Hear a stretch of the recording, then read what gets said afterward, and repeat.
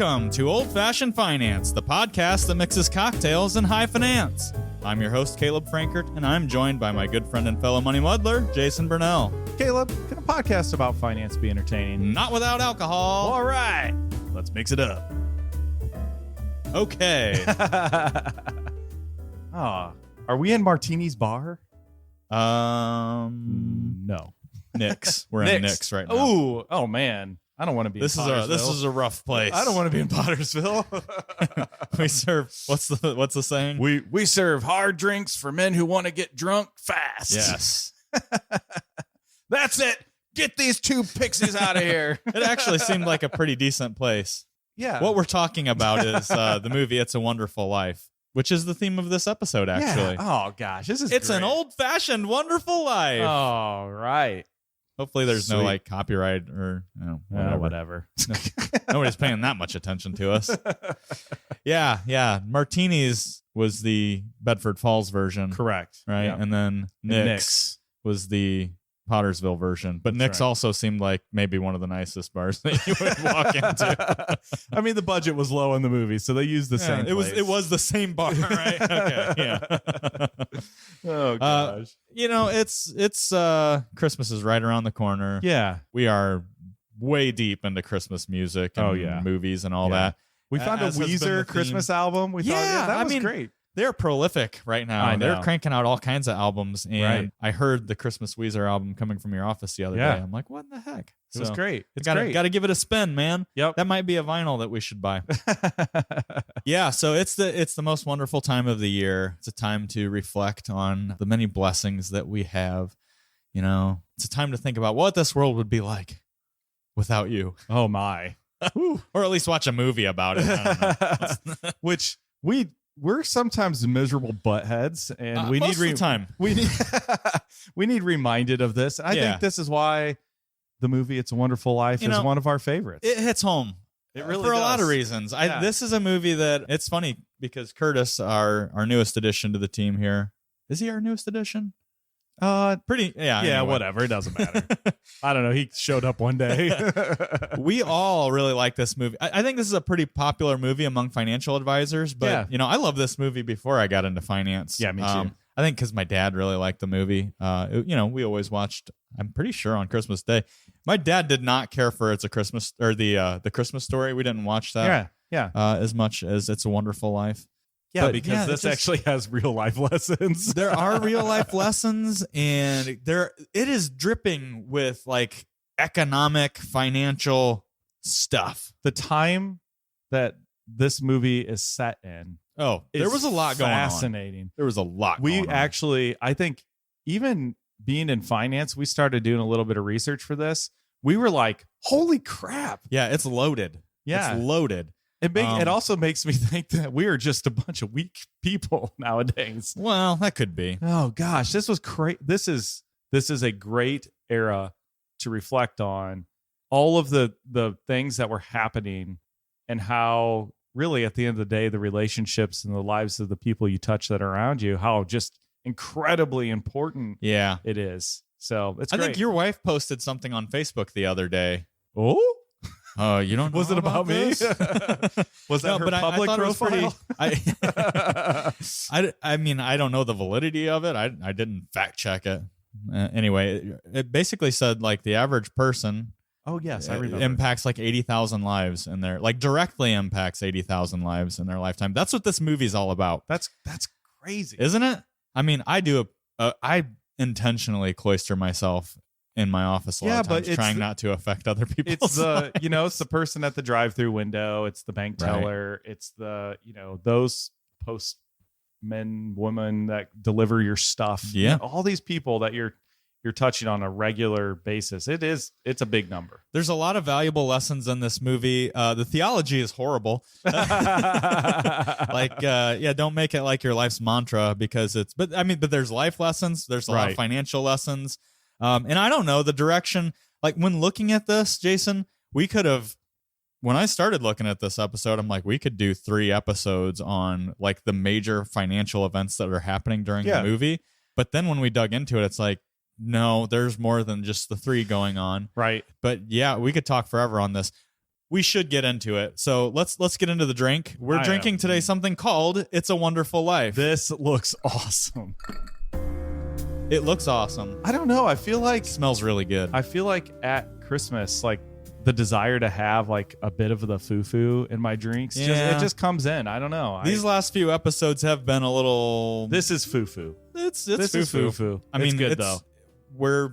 It's before noon here. Hey, don't I- judge us. I It's don't after feel- 10. Yeah, I don't feel that's true.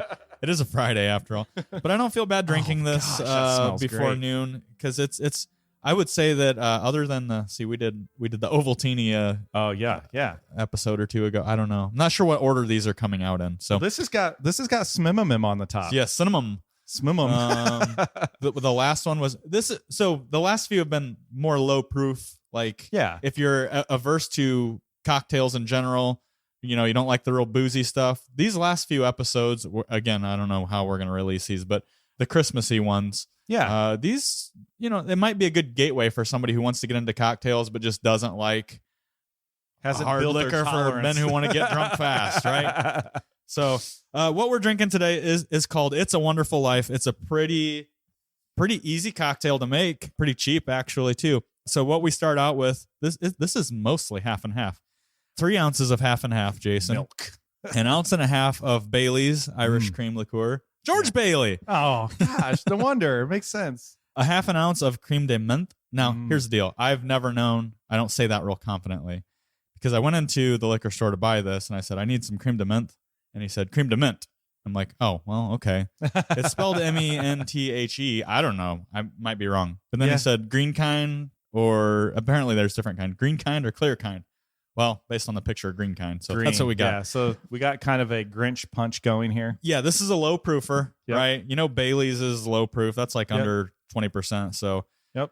we use ground cinnamon on the top as the garnish. So again, 3 ounces of half and half, an ounce and a half of Bailey's or a cream liqueur, coffee cream liqueur, right? And a half ounce of the creme de menthe ground cinnamon on the top. It smells delicious.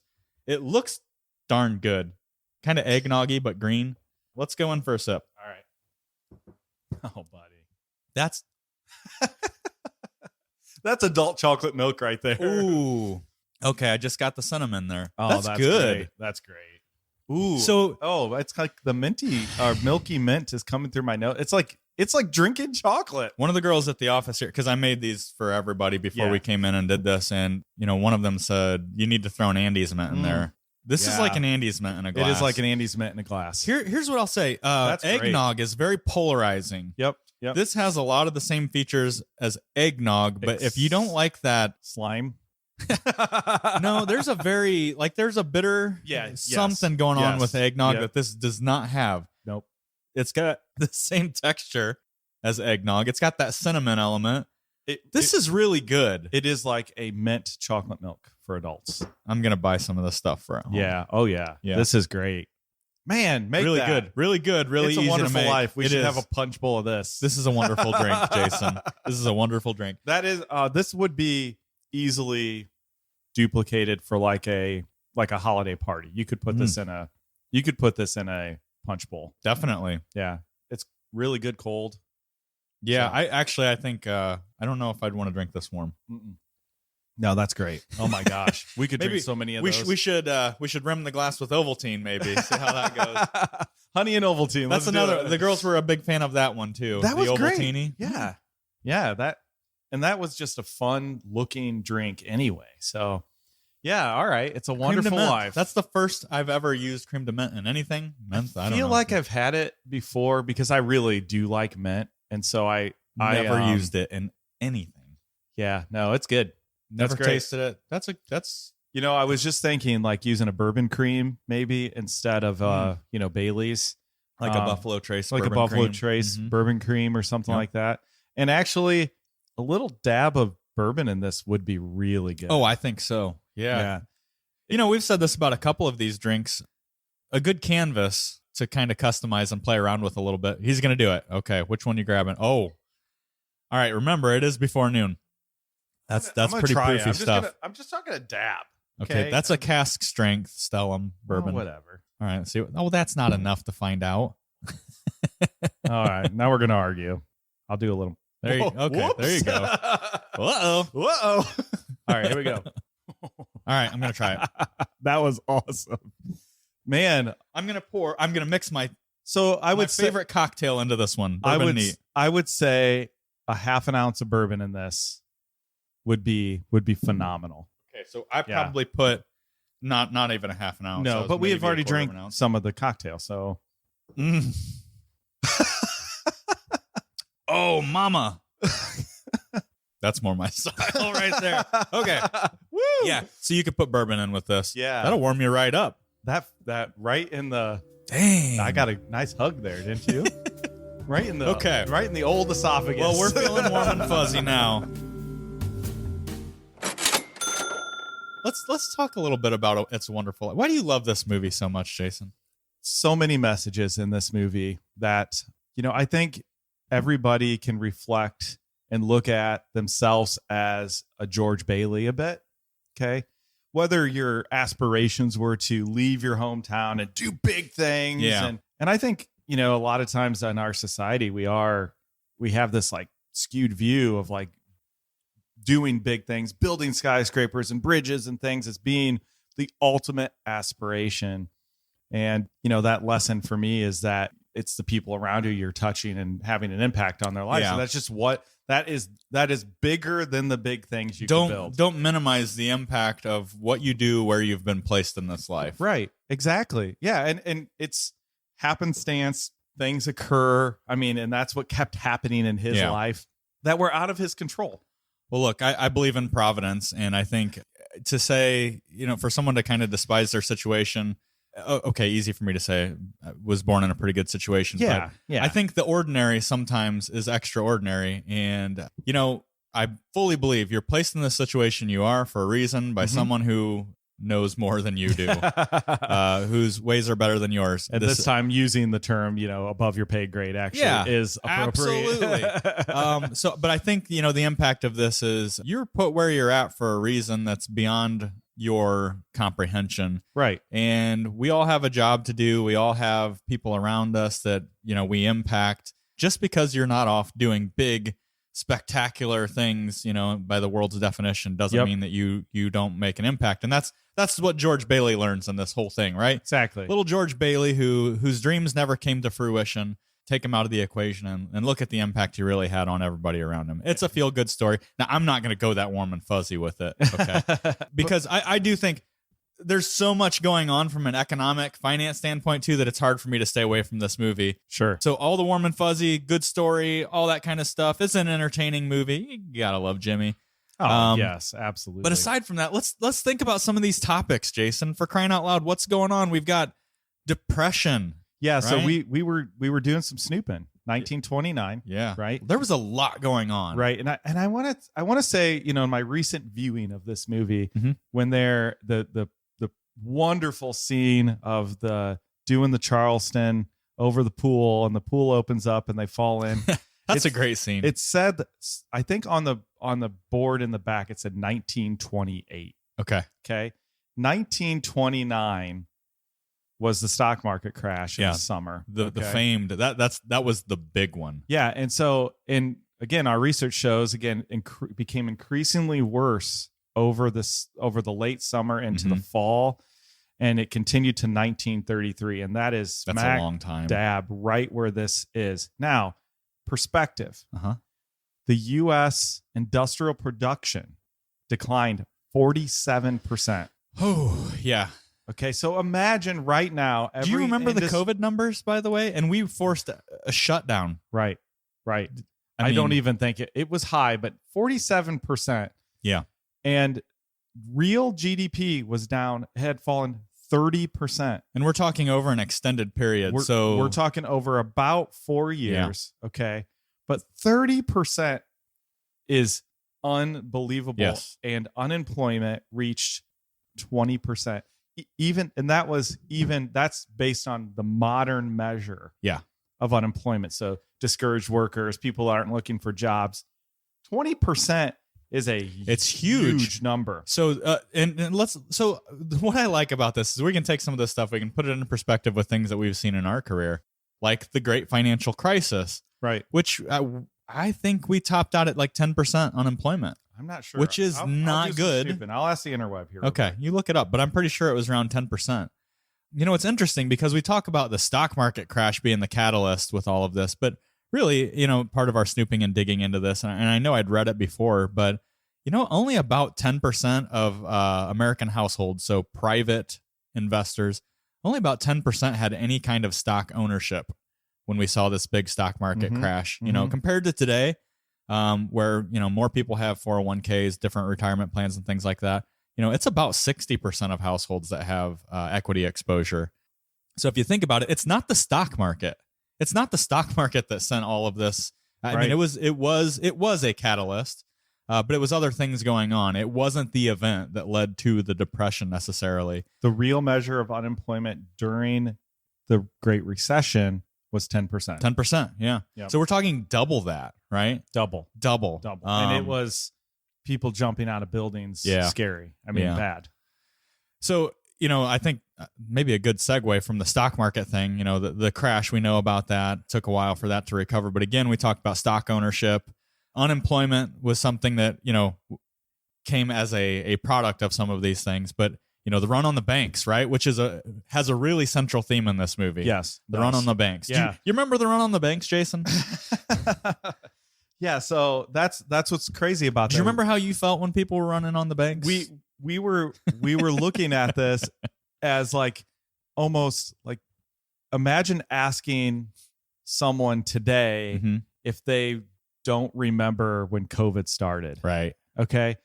I think that's probably the closest, or 9/11 maybe. Yeah. Okay. Oh, boy. like that's what the significance of this time frame was. There were so many things intertwined in just the American psyche that we have. It's actually been kind of sadly lost. And even us who are in the finance world, like, of course, run on the banks. Here we go. Like, we were like, let's look this up too. Yeah. In 1931, New York's the Bank of New York of the United States collapsed. $200 million in deposits. And This is 1931. 1931 money. Dollars. Right. Like that was the actual dollar. That's not amped up for inflation or anything. Exactly. Okay. So in 1929, after the stock market crash, people were growing really anxious about, you know, where their money's at. And wealthy people started doing it too.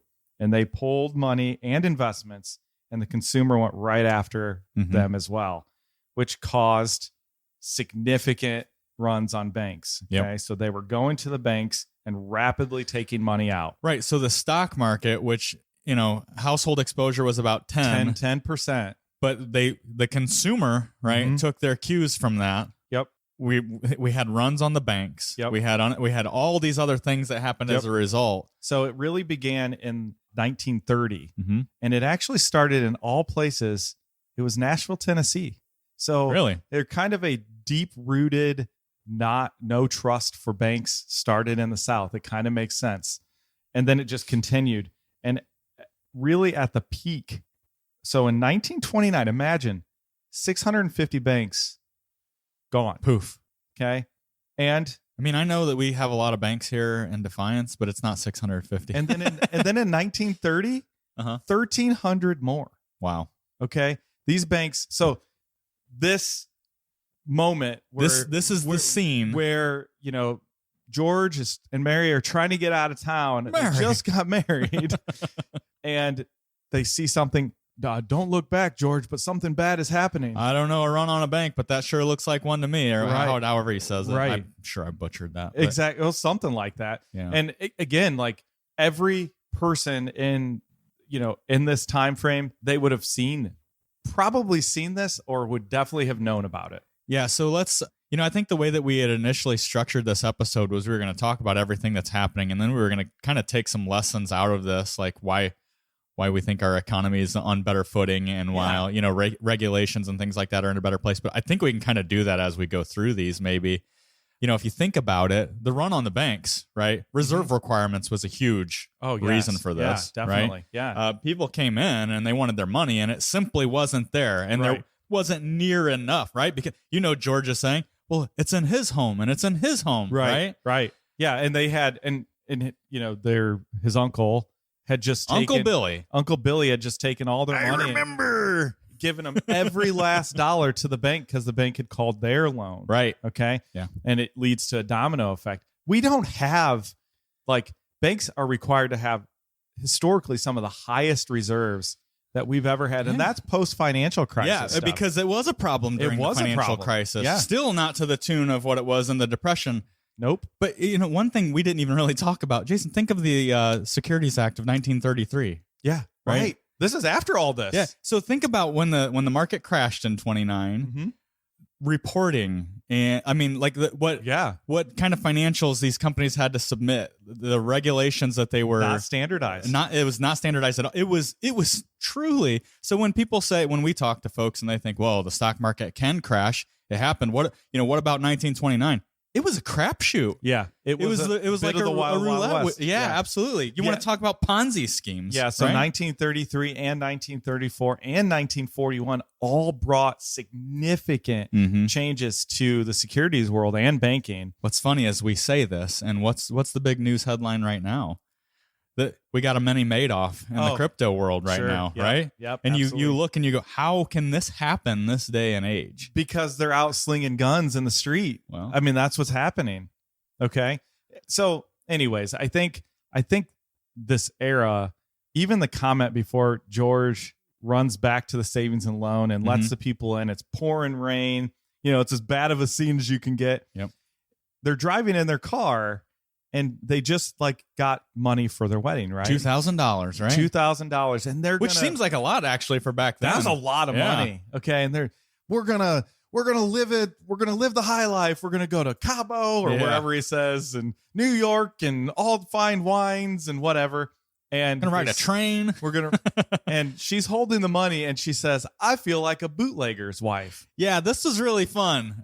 We talked about this a little bit because I was like, "Wait a second, is there timeline off?" Yeah, Is there? No, it's not. It's perfect. So something interesting. This is a finance podcast, but yeah, we mix cocktails, and we like spirits. We like, and I'm not talking about the Jacob Marley spirits. But yeah, bootlegging, right? We're talking Prohibition was thrown in the mix here. They were right in the throes of it. The end of Prohibition was one of the things that helped us climb out of the Depression, Jason. I mean, FDR looked at this revenue cow, right, and said, if we make this legal and we start taxing it, there's a bright spot in our economy, right? Right. And we're talking 1920 to 1933 Prohibition era. Mm-hmm. And what's funny is even our view of the bar in It's a Wonderful Life. Yeah, and this is what we were discussing, right? Yeah. Like, wait a minute, is the timeline off? Because he's in the bar, but George is in the bar before he goes to jump off the bridge. That's right. So we're thinking, well, he gets punched in the lip. He's, was it a speakeasy?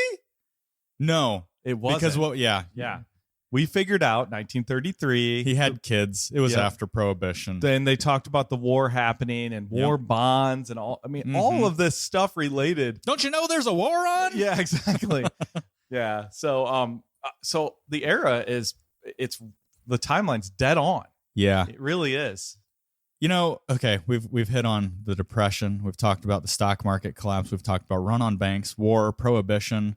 But there's something else, Jason. I think the last thing we have written down that's really good to look at. And I think when we look at all this, yes, there's a lot of good lessons from It's a Wonderful Life. There's a lot going on from a history standpoint. So even if you're not a finance guy, the historical significance of these events, right? Mm-hmm. It's hard to not be interested by that stuff, I think. And it makes us, I think at this day and age, even with a depressed stock market, sure, inflation and all the, the mini Madoffs of the world, the headlines, the things that can make you look back at this and you go, and I look, when it comes to the economy and being a capitalist and things like that, I like less regulation to an extent, but you think about some of the regulations that are in place to ensure that this kind of stuff doesn't happen again. This was a perfect storm. Look at all this stuff happening at once, right? Exactly. There was something great that happened, right? So this is late in the movie. What are we talking about from an economic standpoint? We were talking about the advent of the middle class. Yeah. Okay. The conversation around, you used to live in one of Potter's slums. He decides what you pay. And so banks were actually like savings and loans, perfect design for put your money in here. We lend them out. We pay you X%. And we lend the money out to build houses for your friends and neighbors and family. And these little, I mean, look around almost every town in the United States. These little post-World War II houses are everywhere. Yeah. Okay. Industrial production came back. You know, we know how the story works. The 1950s. Yeah, the war was not a good catalyst for the economy, No. but it did ramp up some production, It right? did. It created some industry. If anything, we figured out how to do stuff better, unfortunately. I mean, through something like that. But the middle class it introduced women into the workforce. It did. Out of necessity, right? Yep. And look, I mean, women are a financial engine in this country. Absolutely. Women have been in the workforce since. Yep. I'm trying to not sound old school, like, I remember the good old days. No, that's not what I mean. No. But yeah, I mean, we have more people, a more robust workforce for crying out loud. Absolutely. So the advent of the middle class. I mean, we're reaping the benefits of this stuff big time. We're middle class folk here. Yeah, right? exactly. And you look at this and you say, working hard to get to upper middle class. Yeah, and I mean, this was a significant cultural shift that didn't exist like it did. I mean, think of like the Dust Bowl, and farmers were displaced. I mean, it's really sad.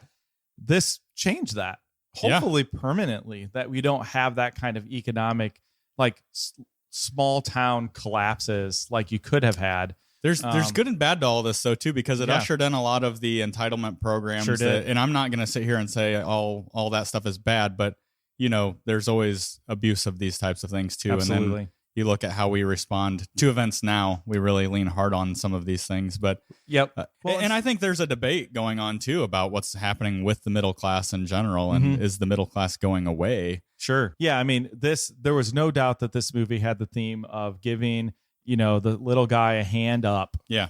A lot of times our culture has shifted to a hand out, and that is not what this was about. This is about getting people back to work, working hard for their families.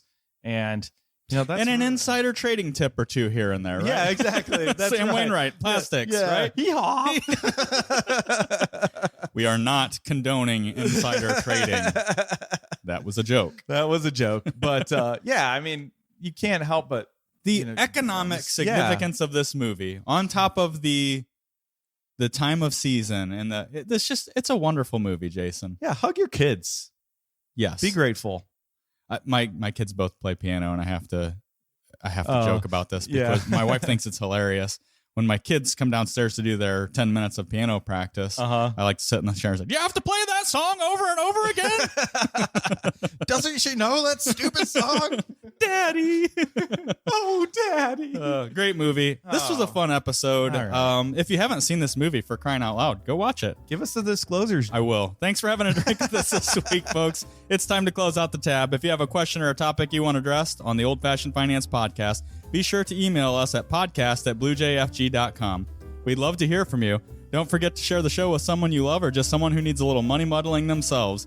You can stay up to date with all of the latest action by following us on Facebook. Old Fashioned Finance is brought to you by Blue Jay Financial Group. That's bluejfg.com. And produced by Podastery Studios. We've been your hosts, Caleb and Jason. Hee-haw!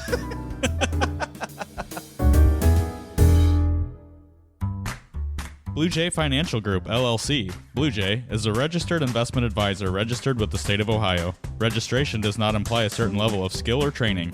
The presence of this advertisement on this podcast shall not be directly or indirectly interpreted as a solicitation of investment advisory services to persons of another jurisdiction unless otherwise permitted by statute. Follow-up or individualized responses to a consumer in a particular state by Blue Jay and the rendering of personalized investment advice for compensation shall not be made without first complying with jurisdiction requirements or pursuant an applicable state exemption. All verbal and written consent on this presentation is for information purposes only. Opinions expressed herein are solely those of Blue Jay unless otherwise specifically cited. Material presented is believed to be from reliable sources, and no representations are made by our firm as to other parties' informational accuracy or completeness. All information or ideas provided should be discussed in detail with an advisor, accountant, or legal counsel prior to implementation.